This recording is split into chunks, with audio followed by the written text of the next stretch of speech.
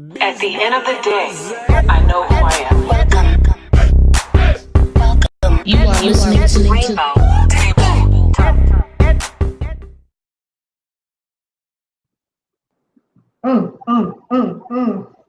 We live, baby.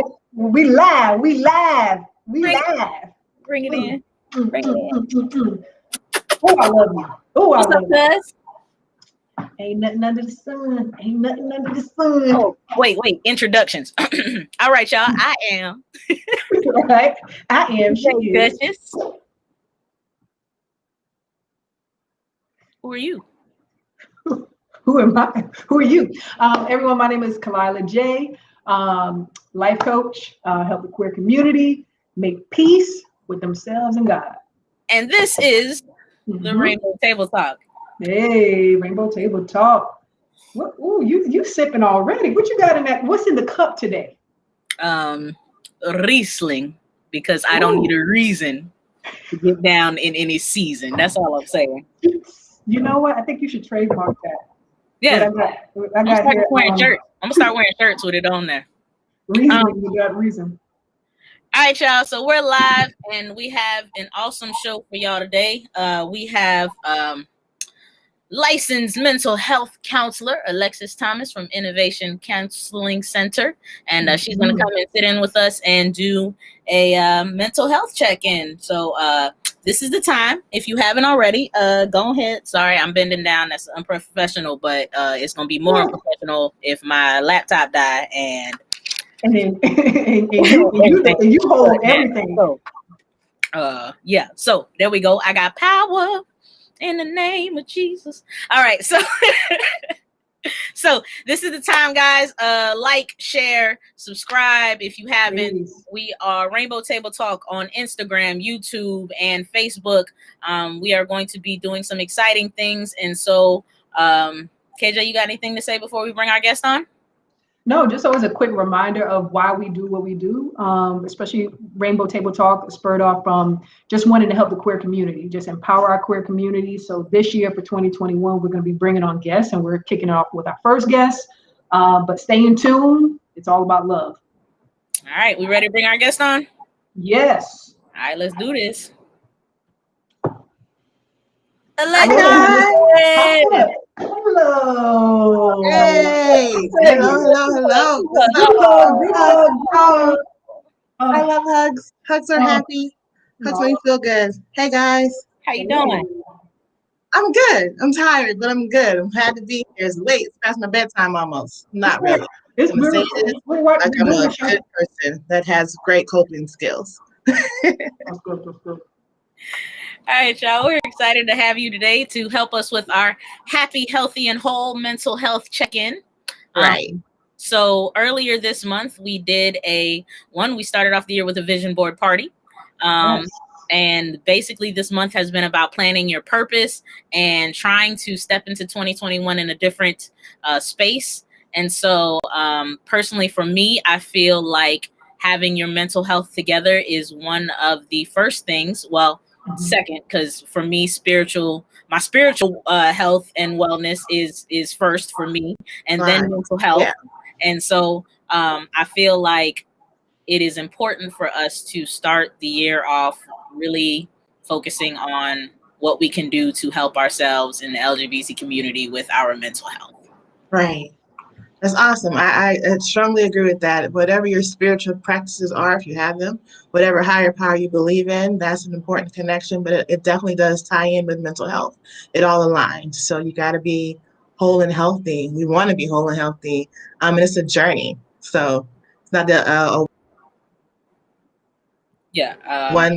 it's a lifelong journey. So yeah, definitely starting the year off right. Better late than never. Trying to get right, because I'm tired of these girls calling me crazy in relationships, and then I just that's interesting. I got my pen down. Interesting, girls. You got your notebook? I'm ready. Like girls calling me crazy. Okay, let's talk about that. Okay, so here's the question breaker for the evening. Okay. When y'all start writing stuff down on your pad, okay, is it like, do you just be like, daddy issues or like so. We're gonna be in here for 10 months. Right. This is gonna be a good check. No. Like sometimes I'm sure a lot of people may bring this up, like note to self. Bring up what they said about their dad, or let's talk about this sounds like codependency. Let's unpack that. Or this sounds that's a traumatic event, but they didn't say they said with a straight face. Let's unpack that. So a lot of times when we're writing notes is to make sure we bring up topics that you share in your sessions. I'm good for writing notes, but I have a really good memory too. So, because I can remember last time you came in here, you was wearing that black shirt and you said the girls called you crazy. Remember that time? So it's good to have that reference. You go back to notes and bring up the progress. I don't even remember what I wore yesterday, and I wear uniforms to work. I don't remember the underwear that I have on now. I don't know if that was TMI. I mean, the color. 2021, who's still wearing underwear? Yeah. I'll play it. What kind of show is this? I'm just joking. Let me bring the chat up so that when people talk, I know what they're saying. All right, cool. KJ, you got the how you want to start this thing? Yeah. So like Alexis, you're talking about that you're writing notes, right? So writing notes and capturing what your clients are saying. So when you are specifically, let's talk about the LGBTQ plus clients. Right. When they come in, what are some of the things that they're coming in with? What are the challenges, situations that they're asking for help for? I was like, everything, but no, really. What I've seen is more so for I see a wide range. So I see people from youth to adulthood, right? And I've done the gauntlet of therapy from child care counselor at a group home setting to working in substance abuse to private practice to now back in the school system, still doing private. So what I'll see is that a lot of times it's not just, because I'm LGBT or I'm going through this, these are my problems. It's, hey, I have relationship issues. I got to work on communication with my partner. Me and my family are at odds. So for majority of it, it's everyday mental health, anxiety, stress with work, relationships, and things of that nature. And then you add into it the LGBT aspect of, especially with our youth, being discriminated against, feeling unloved, not being accepted by family, learning that self-acceptance space. So a lot of times is that there's a gauntlet of areas that are covered in therapy. I was looking up, because I knew you were going to ask me this question. I was like, what's out there? So there's a lot of resources out there. And a lot of it, especially with the youth, is looking at suicide rates, looking at that disconnect and not having the support from family members for their lifestyle choices. Whereas adults, I got a job, so I can pay my bills. I can do X, Y, and Z. I don't need the support of my family. I'm in this space. So it's looking at relationships more in that space, or if you're discriminated, how to speak up for yourself in the workplace and things of that nature. So it's a gauntlet. I can't say it's just this, LGBT community, they're just struggling with this. Like, no, a lot of times it's not struggling with my identity or my accept. It's struggling with, hey, how do I navigate in my family where they're super religious and don't understand me? Or, hey, at work, someone's hitting on me and I don't know how to say no. So, or leave me alone without it being seen as, I was doing something different. So a lot of it is just learning how to communicate, how to express yourself, how to set healthy boundaries and things like that. And even in relationships, learning how to just communicate, always communicate, and how to just be a support for each other in these spaces. So I think one of my approaches is when I have someone who's in the LGBT community, I'll say off rip, hey, I don't know all the terms. I'm still learning. But I'm here to care, and I'm here to be a safe space for you to get things out and to feel heard and feel validated. Because a lot of times that's what anyone is looking for when they come to therapy. It's not someone to judge you, but to be heard and to understand, like, hey, it's a process. We're all going through a journey. So it's just figuring out the tools to help you move along the direction you need to go in.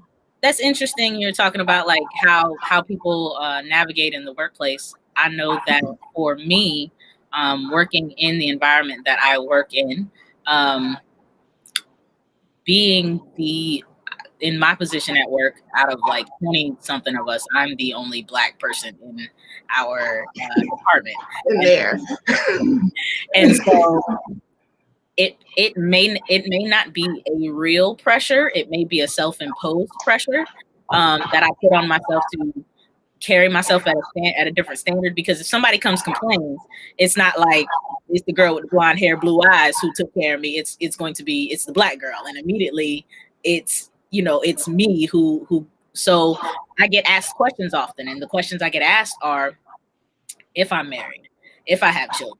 And this first question that I'm asked is, do you have a husband?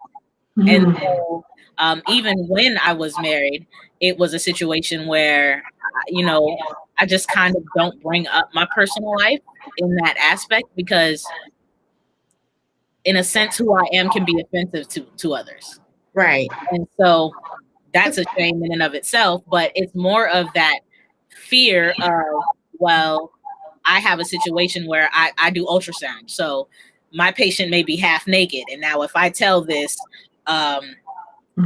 63-year-old Caucasian woman that I have a life partner and she's super Christian, super conservative, is she going to find a reason to complain on me? Well, she did this, she did that, she did these certain things. And so I find myself extra cognizant of making sure I keep people covered up, making sure that I have them in a certain position.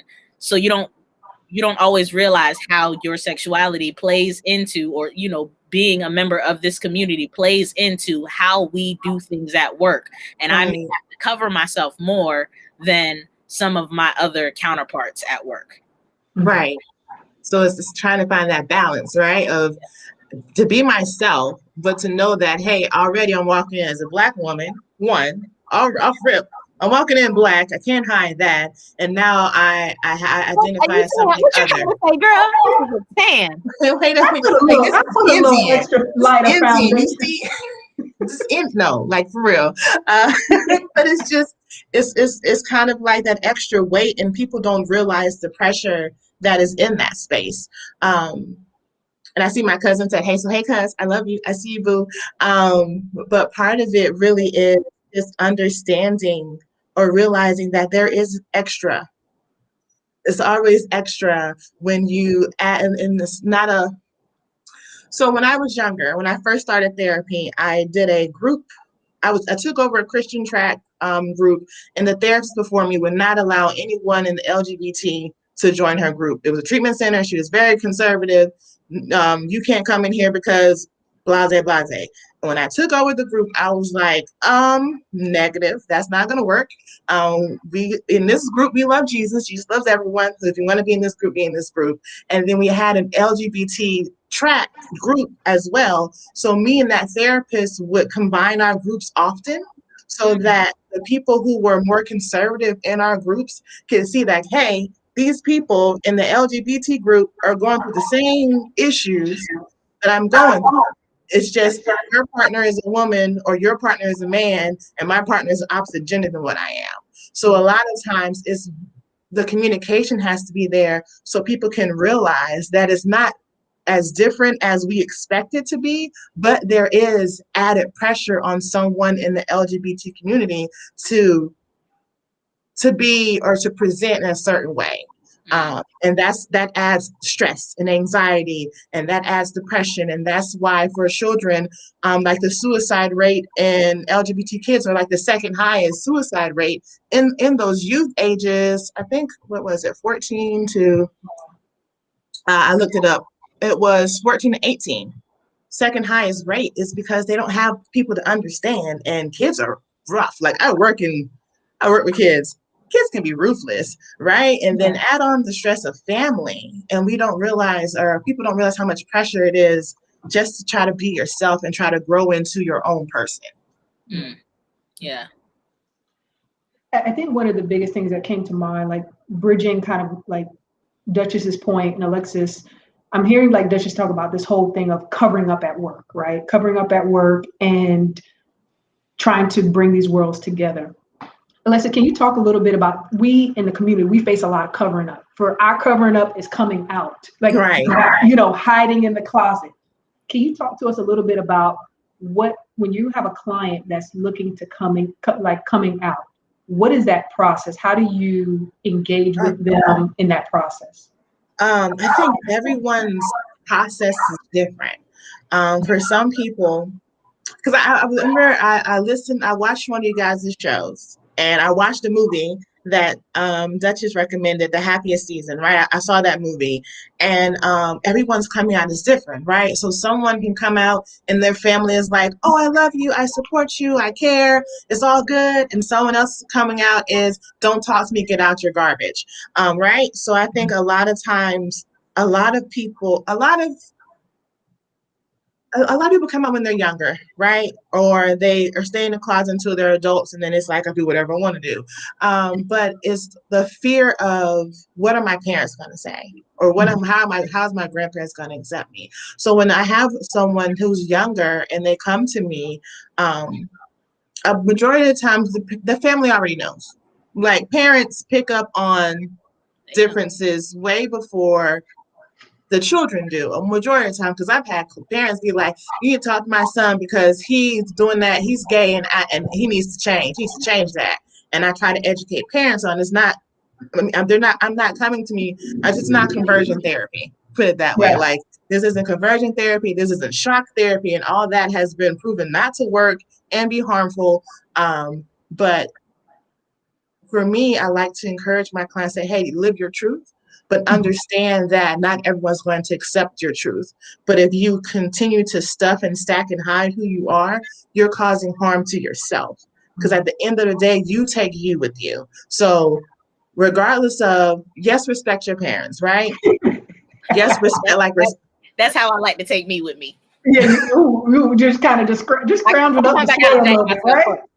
Every now and then I gotta jack myself up. You gotta do it. Come on now. Come on, let's go. But but honestly, it really is just the space of saying, hey, I'm learning who I am at 15, 16. I might see someone and I might find them attractive and they're same sex partner as me. I encourage them to say, hey, you know what? Honor your parents by loving and respecting them. So if they say don't do it in my home, don't do it in their home. I get that.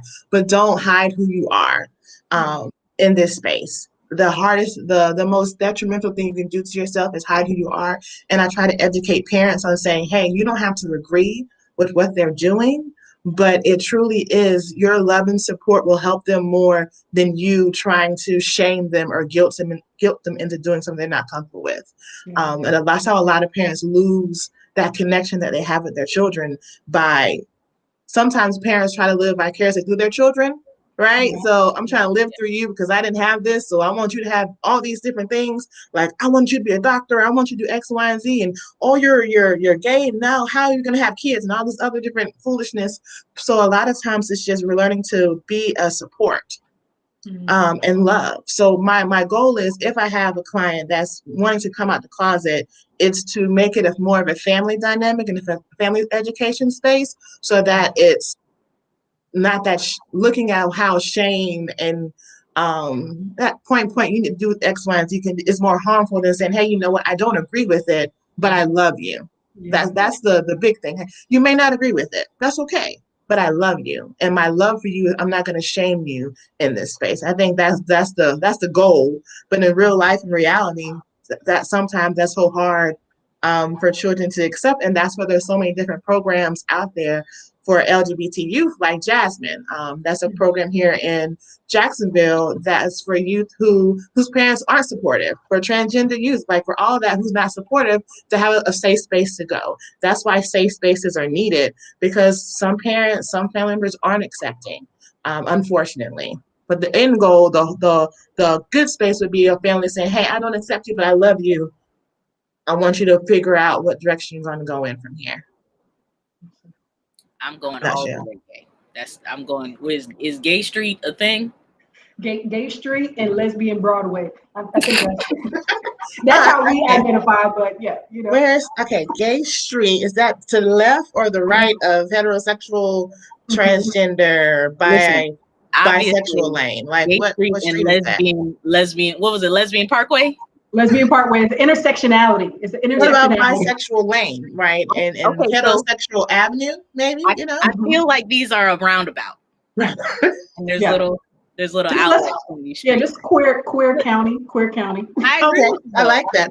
I think that we end up like trying to water down our gay Yeah. to please other people. Like I think I shared on the last episode, like even though my parents knew I was gay, knew all these things, I would still like if I was going to their house, be like, well, let me just wear a t-shirt or let me Yeah. wear something extra feminine. Like or like I'm gonna wear these tight jeans with rips in it just so I don't offend them. And it's like I'm offending myself Yeah. coming in here because at this point, like I'm not being true to who I am because I'm in this outfit and I'm like, God, I can't wait to take this off. And it wasn't until I started just going there and being like, I can leave.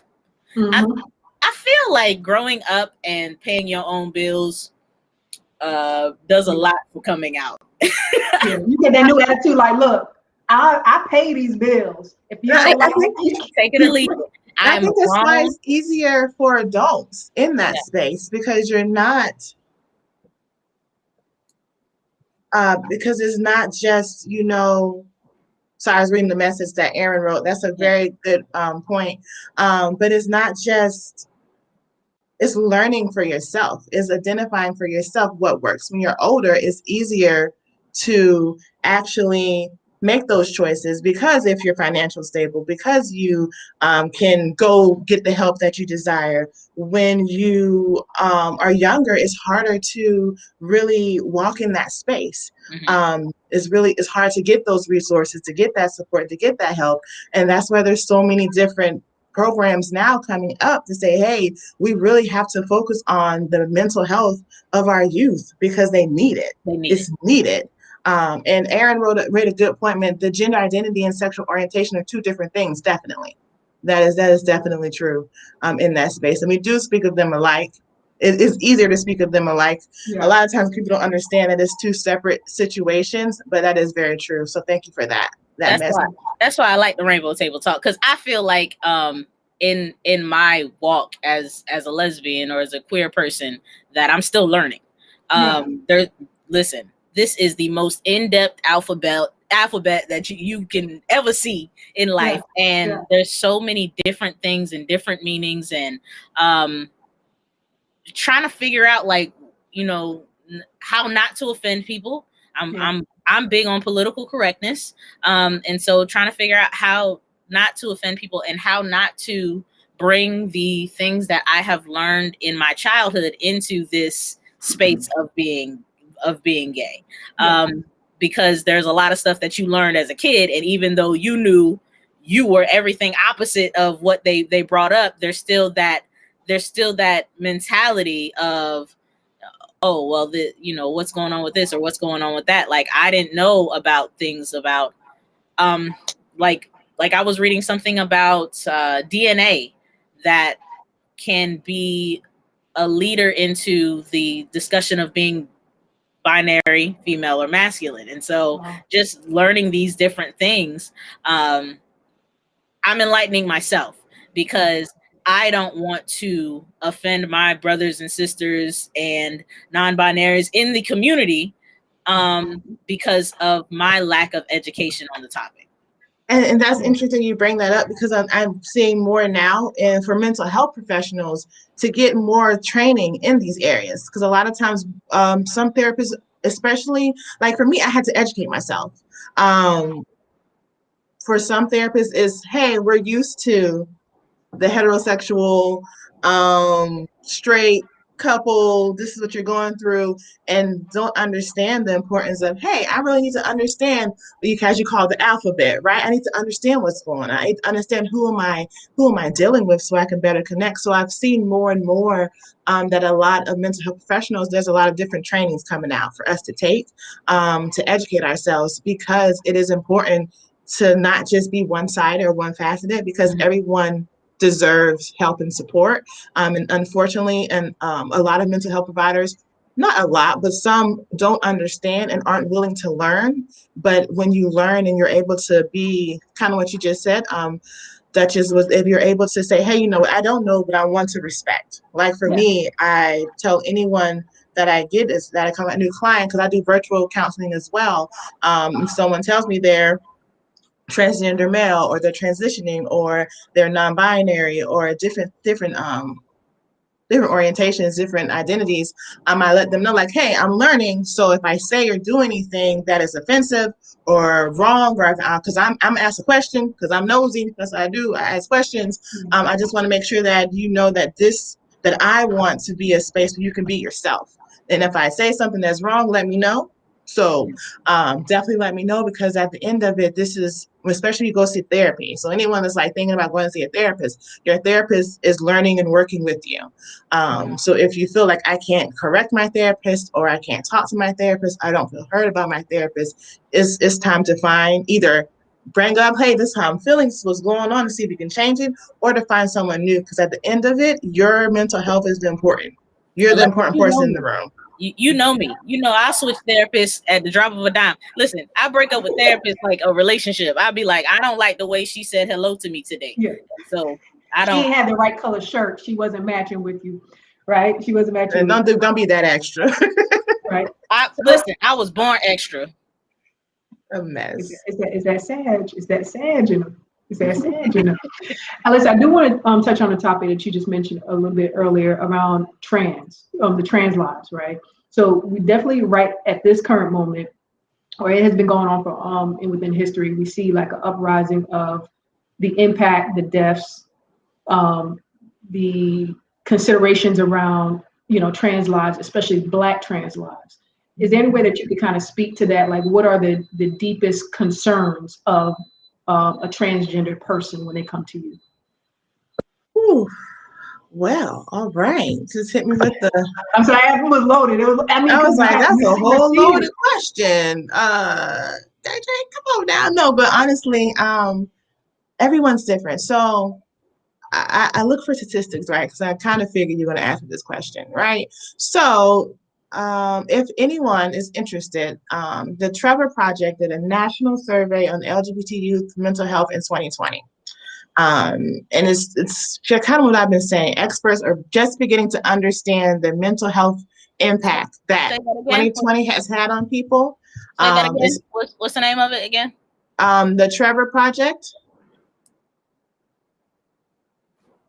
All right. I can send it to you. You know that, right? Like, you don't have to write this slow. I'm a therapist tonight. I wanted to take notes too. Thank you.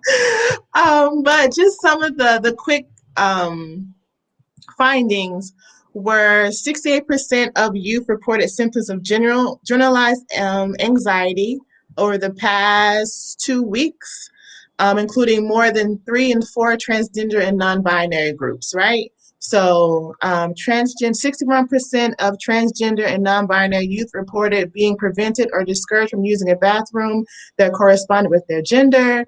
Transgender and non-binary youth who reported having pronouns respected by all or most in the people in their lives attempted suicide at half the rate of those who did not have their pronouns respected. So I think when I read these, it's just 3 of a whole list of sheet that just popped up from this report. I haven't read it fully yet, but I plan to. I think for a lot of youth who are, so for me, I have not counseled, I've only had 1 youth that I've counseled that's been transgender. My majority of my transgender are in the 20s and up. And theirs is more of just, acceptance with family, learning to embrace themselves, navigating through like the different hormones, and how it impacts your mood and things of that nature. So that's what they're processing through. With the youth that I am working with, it's more so with family, and that the pronouns, like accepting me or respecting what I tell you. Like, even though for sometimes, like, I still may present as masculine, but I identify as she or they. Was it they, there, them, there, they? What's the pronouns? I always mess it up. She, her, Her, him. they, them pronouns. Sorry if I mess that up all the time. And she gets on me. She laughs at me. So I was like, she, her, right? So those pronouns, but respecting pronouns is so important because hey, I'm telling you this is how I identify. And if you're choosing not to respect that, that's you're not respecting me as a person. And that picks at pride, that picks at the person, that picks at ego, that picks at your identity. So I think a lot of youth struggle with that acceptance. I just want to be accepted. Think about it. When you were in high school, when you were in middle school, the biggest thing that I desired was acceptance. Like I want my peers to like me. I want to have friends. I want to have those connections. So when I struggle or when I can't have those connections, I don't have that support, I don't have that community aspect of it, it's isolating and you feel alone and like no one understands or knows what you're going through. And I think that's one of the hardest things for our youth experience. So I think that's one of the reasons why the suicide rates are so high. I'm sure there's some clinical term somewhere, but it's that connection space. I always feel like that when we don't have that connection, that's one of the most deadliest times for anyone.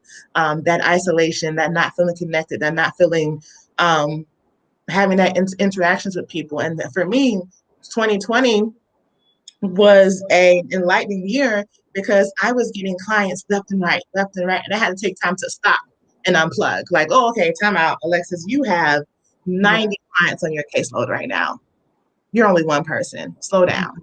So, but we desire connection as human beings.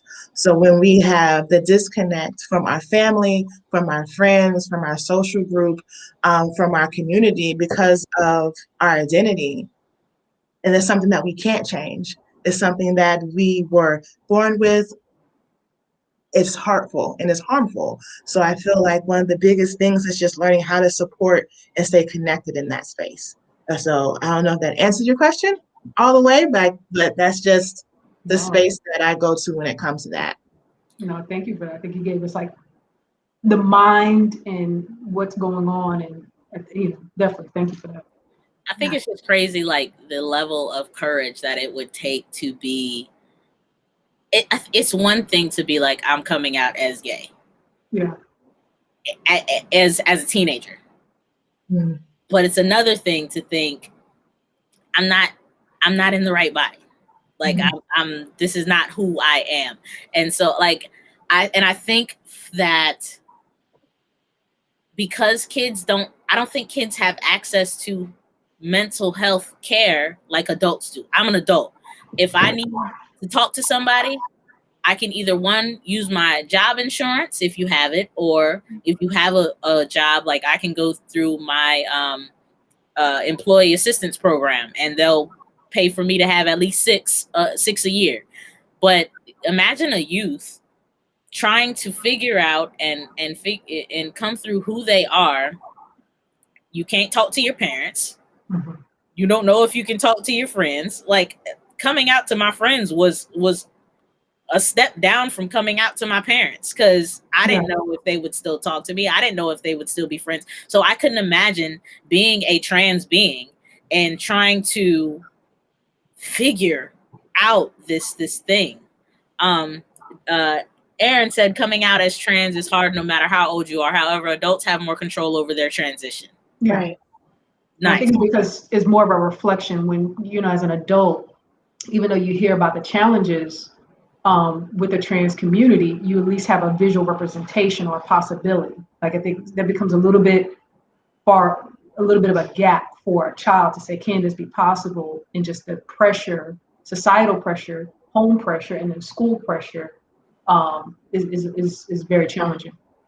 So who do you, for those who don't have readily available access to mental health care, like an EAP or like job, like insurance, or even in school, like who would you suggest? Guidance counselors? Like what are the resources or in within our cities that we can go to get so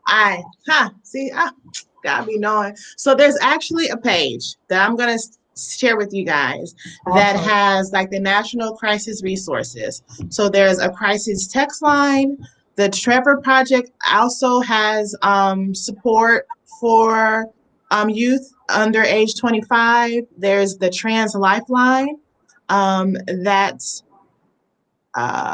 is a nonprofit organization dedicated to the well-being of trans people. So there's different crises hotlines available out there. And then locally, like I know here we have Jasmine, but then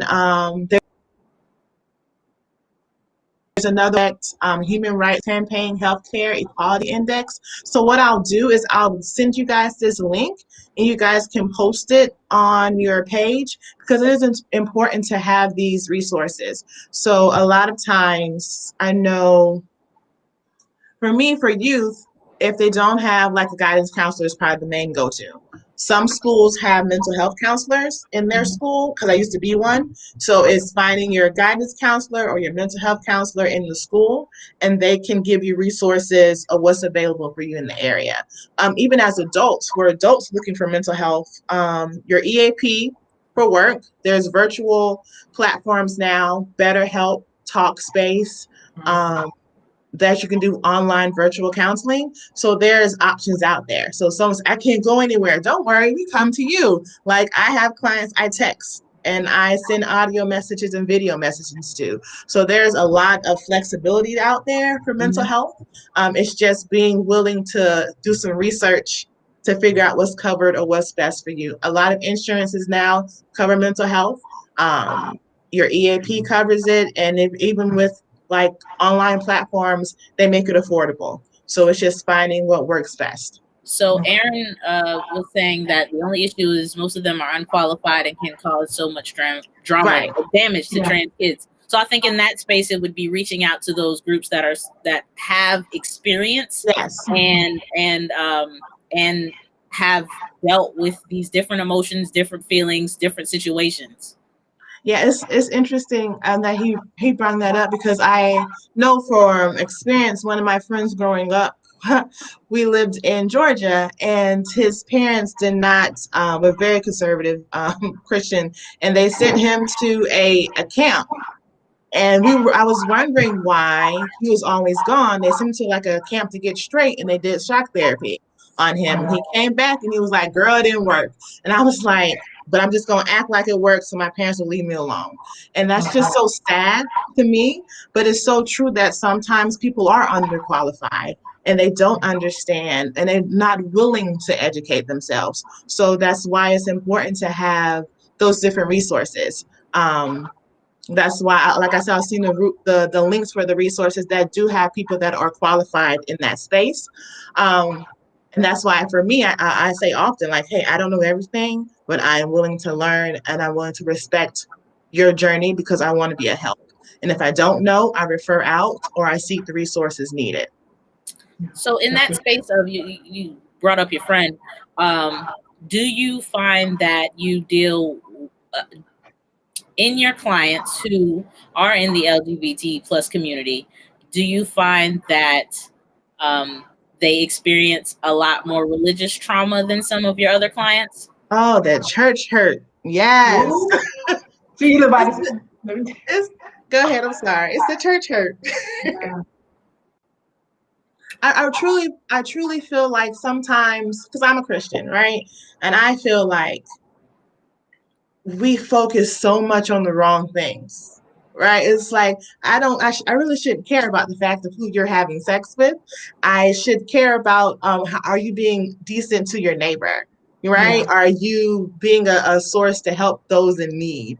Not are you worried about what Susan's doing behind closed doors? It had nothing to do with me. As long as you're not harming children, elderly, like yourself in this space, do what you do. I think a lot of times it is a lot of church hurt. It is some church hurt that I've seen and looking at bringing them back in that connection with God. So sometimes it means, hey, maybe you don't go to church right now, but are you connecting with or God or a higher power in a spiritual space? Do you have that connection? Is it there? Like that alignment, because you have that alignment, kind of talked about earlier, that spiritual connection, whatever you adhere to, that can be important for your for your growth. And some people don't believe, and that's on them. But for me, in the space that I'm in, I am a strong believer in whatever your higher space or whatever your higher belief is, having that connection, knowing that you are loved, you are valued. I think at the end of it, that's what we all, majority of us desire. I can't say all, but majority of us desire to have that connection, that space of feeling heard and valued. Preacher elect. Let's throw the napkin. Just Preacher throw the elect. offering plate around. My Cash App is. Girl, you better share I the got bills. Cash App. Let somebody bless you. No, and I love how you mentioned that, because that's the key reason that Duchess and I started this space, because we shared that religious trauma around that teenage years that carried us, all the way through our adult years, that made us say, hey, we have to have a new narrative. So it's good that you mentioned, like, what did I say? Look at Pastor Aaron Williams said you can send all trans folks to my church, Living Witness Family Worship Center. And that's his only plug for the night. Listen here. Drop it. I love it. Gone for it. I love it. I've actually been needing to visit, but my children are bad. No, they're not bad. Stop. They just active. They active. They not bad. They active. No, they active. Okay, how about I know her kids. I know her kids. They don't like the word bad. So let's say actively problematic. We just leave it as active. I need a whole nursery. Whole one. I need a whole. I need anointing oil for that room. Somebody need to bless these kids. Right. Oh my God. I'm serious. Y'all think I'm playing? Pray for me on a daily basis, on the regular. Listen, Alexis, like I've known you for some years. Alexis is, I like to call her my friendapist. I get called that quite often from my friend group. They get free therapy. I dubbed the name. I don't even think it's not supposed to be free therapy. It just ends up being free therapy because like she said, she's nosy.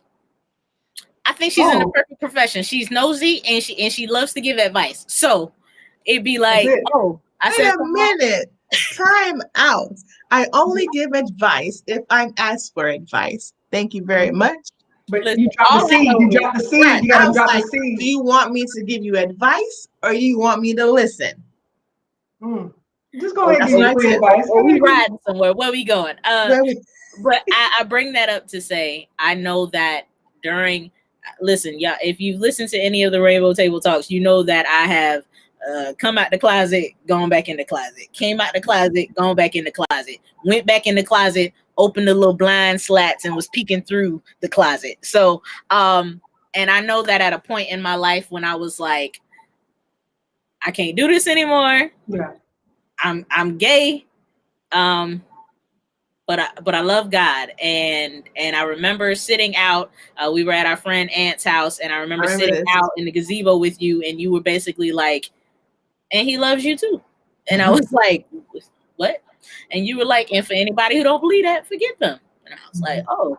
I probably said the F word knowing me. You did, but I was trying to be professional. You did. Jesus know my heart. Hey, look, a real therapist cuss. Every now and then, sometimes you gotta use these words to get your point across. You gotta do what you gotta do. But that was impactful for me because you don't often get to hear, unless you are in the right sources or you are amongst family, that God loves you for who you are. And I think you say that to me on a regular basis, that I'm his child, and he loves you. And so I often appreciate that. So I always know that in the space of counseling, that you're probably awesome. Thank you. I have my moments. Free therapy, free therapy. But you know, it's funny because I was thinking because I was looking at the questions you guys sent over, right? They sent over questions because they're really professional here, guys. They are very professional, right? And I was one question off that list. It's okay. But I was thinking, I used to be, because Aaron brought up some people are harmful and don't understand what they're doing. And I remember sitting in a counseling session, I had a client come up to me. He's actually my friend on LinkedIn right now because he's doing great. Anyways, he came up to me and he was like, I want to come in your group, but I don't know how you're going to act because I'm gay and I'm married and I had people I've had Christian therapists tell me that I was going to like burn in hell pretty much, and they didn't want me or they couldn't talk to me. And I was hurt by people who went to a certain university and things like that. I was like, well, so him and his husband actually came and talked to me before he joined my group. And I will remember sitting there, and that was like, I was young. And I was young and I had all these ideas of what love relationships could be. And I just remember sitting there and watching these men hold each other's hand, and the love they have for each other was tangible to feel. I think for me, that was that aha moment of love is love, Alexis. Like this is what you're seeing right here in front of you is love. So don't judge, because I've been one. I can say I've been one of the people's like, I don't understand that, or they should just, that's a choice, and they're doing X, Y, and Z, and how are you gonna do this and all these different things? Like I've been that person, and for me, it was kind of like that fear the fear of the unknown. But as soon as I educated myself, right, as soon as I had authentic conversations with people and not just this assuming. And as soon as I did that space, as soon as I had these conversations, as soon as I started learning and realizing that, hey, we are all the same. We're all human. We all desire some of the same things. Some of us just go about it in different ways. That doesn't make us less than the other. Once I had that realization, once I saw love in this purest form in front of me between two men, I was just like, love is love. So I'm just going to I'm going to try to be the best therapist I can be. I'm going to be an advocate in the way that I can, and know that we all need a voice, and our voices are important. And yeah, so that's like one of my aha moments was, hey, Alexis, check yourself so that you can help others. I feel like it's that point of normalizing, just us first and foremost coming and just saying we may be different in who we love, but we are not different in who we are. Like we are regular people who do regular things. Like I often find myself telling people, like, what's the difference between heterosexual sex after marriage and gay sex after marriage? There is none. You get tired, you go to sleep, and you be like, baby, I'm gonna hit you up next week. Maybe we'll set an appointment, schedule it. Maybe we'll do something like that. Like it's like I think people you gonna turn the light? You gonna turn the light off, or am I gonna turn the light off? Yeah, you're gonna turn the light off. Common things you talk about. Could you please get a pedicure because your feet are hurting me? Like there's no, like there's. So I remember like even my younger cousins. One day I went to go hang out with them, and there was for me at that time, gender-wise at that time, a girl who identified as he, him terms. And this is how my cousin told me. My cousin was like, she likes to go by he. And I was like, what up, bruh? Like that, it was just like, it was just the norm amongst their friendship. And just the normalization of it. And I was like, listen, I might slip up. My bad. Correct me. I'm not offended. I'm not trying to be offensive. These are things that I am used to, but I'm definitely trying to. I don't want to offend you, and because I love you. I ain't never met you, but I love you. So I think the whole point of normalizing things, like you said, having a discussion about things, being able to openly talk to people and be open-minded. You don't necessarily have to be accepting. You don't have to be, I don't care if you are or not, but you're going to respect what I got going on. So I think it's important for us to have open dialogue amongst each other. Right. And I want to kind of actually, go ahead, Alexis, comment on that. No, I was just saying, I agree. That's definitely important. It's kind of like the title was healthy, having healthy communication. Yeah, like you want to be able to have communication. You want to be able to speak your mind, to feel heard, and to have that connection in that space. So that's important. So definitely, I agree with that. Okay, do what you got, girl. What I got. So we've talked about therapy as one, piece of the puzzle, right? Of having a healthy and hopeful future. What about what are some daily practical self-care things that you kind of encourage people to do? Talk to us about that. I was like, oh, we got to make sure we touch self-care. My go-to self-care is exercise. I go to hands down, exercise. What are you doing? Because a lot of times you don't even realize the importance of exercising. Exercising builds endorphins. Endorphins last and stay within the body. It helps us with stress and anxiety. Yoga, walking, Pilates, Zumba, kickboxing. Those are stress relievers, and that helps. So my first go-to is yoga. Well, not yoga, but exercise. Y'all writing this down? Y'all writing this down? My first go-to is yoga. I try to do some namaste, exercises. Write it down. But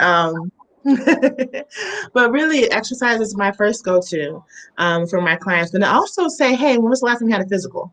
Like real talk, when was the last time you went to a doctor and had some blood work done, had a physical? Because sometimes we don't even realize it just could be our bodies. Like we're not getting enough vitamins. My iron is low. I need to check this out. Or I'm always tired. I need iron. So it's kind of like get a physical. My first thing really is get a physical. Let's work out, but then also find something that brings you peace. Be it going for a walk, be it painting, be it mindfulness or meditations, deep breathing. We don't even, a lot of people don't understand the importance of breathing, because when we're frustrated, when we're anxious, a lot of times our muscles become tight, like we're all tense, our jaw is clenched, and we're not breathing. When we don't breathe, our brain is not getting enough oxygen. So therefore, we're not thinking clearly. So when we calm ourselves down, when we breathe, we're actually allowing the oxygen to flow to our brains. We loosen our jaw up, our shoulders get a little loose, our body gets looser, and we're able to think clearly. That's why it's like, hey, pause, breathe. We tell this to kids all the time. You see kids have a temperature, just breathe. What happens? They turn red, they get frustrated. Same thing with adults. We just might do it a little bit quieter, but our bodies, we carry that with us. So when we learn how to breathe, I call it grounding. You can Google grounding techniques or Google grounding breathing practices on YouTube. They're free. What are you laughing at? This is totally offline, but make sure, because I had an embarrassing moment this week. If you do a grounding technique, make sure your camera's off. I did a grounding technique in front of 30 people while I was teaching the class, and I didn't know that the camera's on. So just make sure. I just throwing that out there. Make sure your camera's off. Yeah. Now, resume. I love it. Like you're like, I see 5 things in the room. And they're like, what is she doing? Is she dancing? Yeah, I told myself, ain't nothing wrong with me. Ain't nothing wrong with me. You're just breathing. But no, like grounding is, a lot of times we have anxiety or future tripping. I call it future tripping. So we're worried about everything in front of us. So when we or even the sadness, everything behind us. When you ground yourself in the moment, you're bringing yourself back to where you are in this space. So grounding could be as easy as looking around the room and identifying 5 things you see, 4 things you can touch, 3 things you can hear, 2 things you can taste, 1 thing you can smell. When you do that, you're bringing yourself back into where you are. Because a lot of times we just have to take that moment. It's in those moments of anxiety, it's how we make rash decisions. Like we send that text message we shouldn't send to that person, right? We hit send in the shopping cart full of things on Amazon we don't really need, but we're stress shopping. So sometimes we have to ground. Someone said I do grounding before I board a plane every single time. I get it, because grounding helps. It really does bring you back into the space that you're in. So deep breathing, you can go on YouTube. I can't ground. You must be What? on. Don't look at the face. You see the face you gave me? I can't ground. Okay, listen, because I future trip in the present tense. Okay, so for me, I need one of two things. I need the breathing. The breathing helps. The breathing helps. Mm-hmm. Like what y'all did that thing with me that time. Uh-huh. Listen, I was smoking Black and Milds. I was trying to stop smoking Black and Milds. Okay. So Kalila and Alexis. Oh yes, yes, yes. Exercise with me where we was like eucalyptus. Yeah. Yeah, It was we was like, in there it was like, crying. Yes. and I was and crying. It cleared I'm talking all about, this like, out. breathing in this eucalyptus and tears are running out, and I felt so like after that because so grounding doesn't work. So it's either the breathing or I need a physical hug. I need like there's sometimes when I'm at work and especially with COVID, I feel so disconnected from people that I have certain people at my job who are like, if you need a hug, come hug me. Or if I'm at home, I have my kids. So it can randomly be like, I need you to come hug me. Even if they're the cause of my anxiety, they're the cause of my stress, I can say, come hug me. And they'll be like, what's wrong, mommy? I could be in tears crying. And I'd be like, it's you, baby. It's the you for me. God, Lord, Jesus, I don't know what to do. But I find that when I do the 5 things you can touch, I'll be like, that's 5 things you need to clean. That's 3 times you need to get out. Okay, don't do that. No, don't do that. No, ma'am. I really want to highlight on the hugging piece. There's some science, and I know let's talk about that, the oxytocin, right? So there's little neurons around your heart. You think it's a joke, but hugging, especially during this pandemic, we need it because it kind of resets our stress level. So, you know, if you want to add anything to that, but get a hug, girl. Hugs are important. That's why you'll see the people say free hugs. Free hugs here, right? I saw that those shirts. Like it's so true because we connect physical. We need that physical connection. That's why when you hug a baby or you see a baby, you're like, oh baby, oh you want to hug it. Like we desire these connections. You see someone you love, family, you want to hug, you want to hug, you want to kiss, you want these different things. Say again. Know the baby. Don't just be running. Hey, don't pick up random babies and be like, Alexis, the licensed mental health counselor, Alexis told me to grab people's children. I was through the mall and I said, ma'am, can I hug your baby? And I got in trouble. We're not suggesting that. Hug baby. No, that you know, right? But just having that connection, touch is important. Touch soothes us. That's why babies, they cry, they need a hug. Right? They get a hug, they calm down because it's that touch, it's that connection. So that's important. I shared a post earlier this week it was talking about parenting and me having to unlearn that step in parenting where you're like, sit down, because I said sit down. What you crying for? Get out my face. Go to your, because my mama would literally like pop me and then would take me in the grocery store. And as I'm crying in the grocery store, be like, get out my face. So now I'm just walking around the grocery store crying. And so I had to learn, and I'm recently learning these things, that a lot of times what's wrong with my children is that they need a hug. Or they feel disconnected from me, especially my daughter. My daughter is huge on connection. She'll hold a grudge, but she's still like, she needs to bridge the gap. And so with her, it's a big piece of our relationship to where if I don't understand why you're crying, if I don't understand what's going on, a lot of times I will just ask, do you need a hug? And then I hug them. And then after that, I can be like, what's wrong with you? Because no matter what they're going through, we've bridged that I love you. And going back to what we talked about earlier, dealing with youth in the LGBT community who are going through things and all they really want from their family is a hug saying I love you. And I don't understand what this is. I don't understand your thought process. I don't agree with it personally, but that doesn't change that I love you. And I feel like that would make all the difference in these high suicide rates. It would make all the difference in people living their truth and being who they are, or even on the opposite spectrum of that, the people who commit these hate crimes. If they came from an environment where somebody would say, I love you for who you are, let me hug you, as opposed to you don't do this right. You don't do this correct. You're not this type of person. So now when they lash out on everything that is different or that they are fearful of or things that they fear inside themselves. And so I think we as a society could do better if we would just say, hey, God dang, I need a hug. Yeah. We all want to feel accepted and loved. We all Yeah. want to feel accepted and loved. So let's do this real quick before, I know we're coming up close onto time here, but for those of us that have joined us, if you have a question, we'll love to, you know, I want to say Dr. Alexis. Are you going for your doctorate or something? No, ma'am. No, don't put that on me. Friend, Okay, you know, I got nothing to say about it. God might need to put that seed in you. Okay, well, okay. But Throw the please, seed your out, question. KJ. Okay. Throw the seed. Throw the seed. I don't. All right. For those of us that's joining us, drop a question in the chat. So Alexis I can don't want to see. her thoughts You gonna on put it. the seed? Wait. Oh.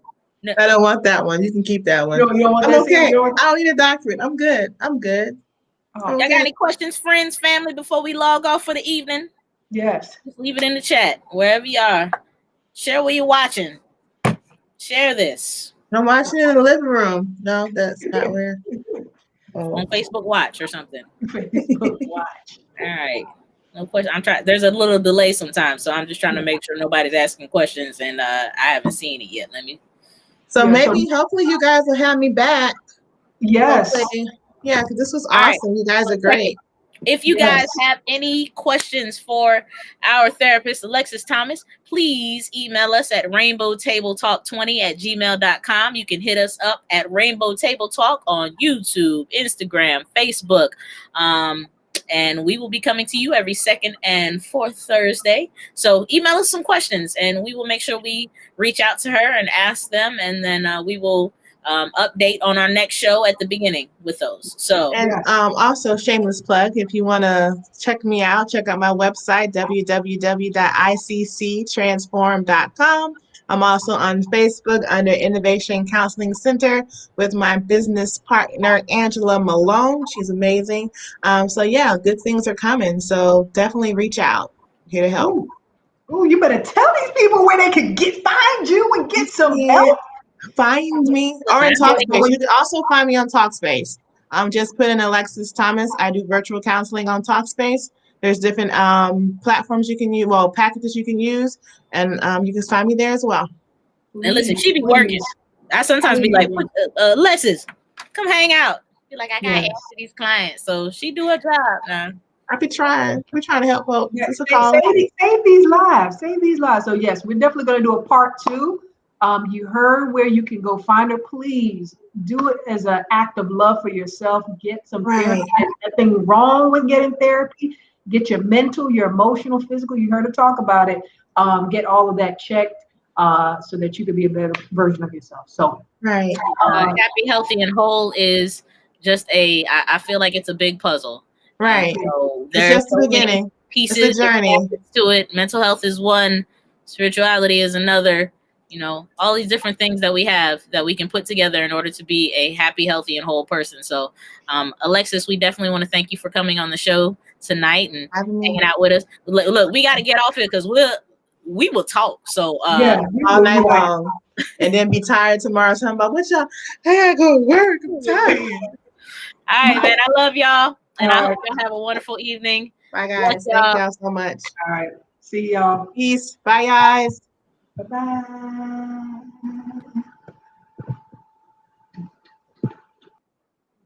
At the end of the day, I know who I am. You are listening to Rainbow.